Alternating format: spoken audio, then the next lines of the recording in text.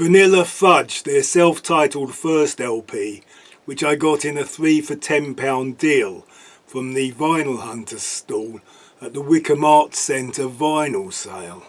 Whereas 10 years later the punk rockers were covering songs, speeding them up and simplifying them, in 1967 the Vanilla Fudge were taking other people's songs and slowing them down and making them more complex. They were essentially a hard rock proto-prog covers band.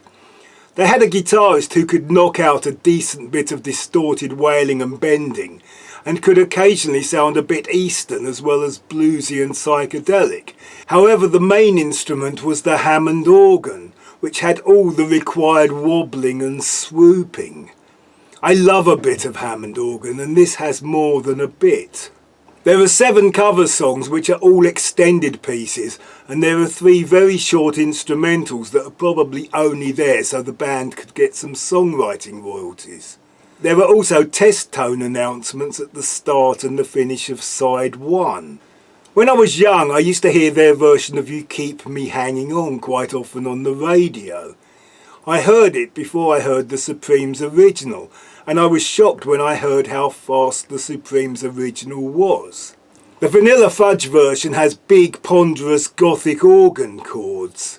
The simple Morse code motif that appears as a high-pitched tone to enhance the Motown track, on the Vanilla Fudge version becomes pounding chords played by the whole band. The track is preceded by one of the instrumental pieces.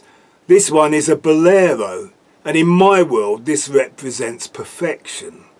There is nothing very distinctive about the lead singing, but also there is nothing annoyingly quirky about it. It is very much white rock singing with soul elaborations, and the harmony singing is spot on.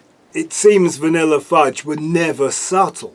It all kicks off with a monster version of the Beatles' Ticket to Ride, and then we get Curtis Mayfield's People Get Ready, which is sung in places with a single sweet voice, and in other places like a big choir. It has a very churchy organ, and I'd forgotten what a great song it is. I'm not keen on their version of She's Not There, as it really does sound like they're using every trick in the book to make it bigger and heavier than the Zombies version. In doing so, they have done the same kind of damage to the original melody as someone like Mariah Carey is wont to do. And they end it with a big musical theatre jazz hands vocal chorus. The surprise for me was their version of Sonny and Cher's Bang Bang.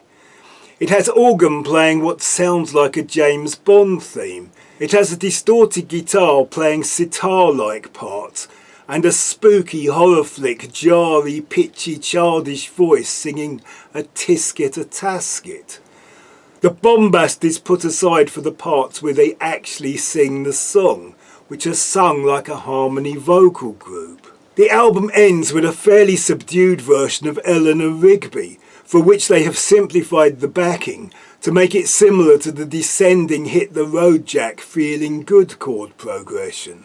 They follow the Beatles' melody and harmonies quite faithfully, and it all ends with a cappella voices singing Nothing is Real, Nothing to Get Hung About. It is all jolly good fun, and I'm not sure how seriously they took themselves. They were very big in the US in the late 60s. They did a tour with Led Zeppelin as the support act. They have split up and reformed many times over the years, and at one point the bass player and drummer formed a power trio with Jeff Beck. Vanilla Fudge, their self-titled first album.